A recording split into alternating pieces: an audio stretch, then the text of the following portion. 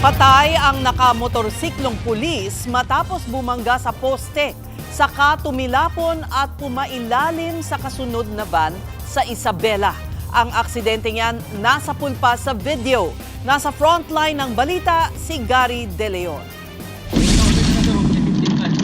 Sa kuha ng dashcam mula sa isang van, makikitang binabagtas ang National Highway sa Barangay Kagilingan sa Cordon Isabela nitong Lunes.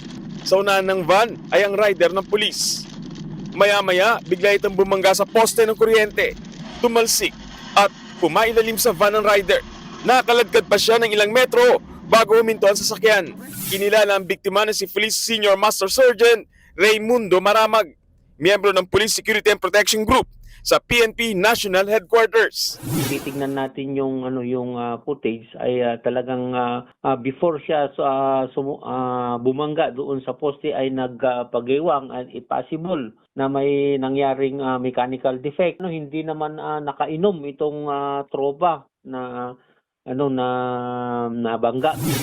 Naitakbo pa sa pagamutan si Maramag pero dineklara rin siyang dead on arrival base sa investigasyon. Galing sa kanilang bahay sa Tuguegarao City, Cagayan ang biktima at papunta sa Camp Crame na mangyari ang aksidente.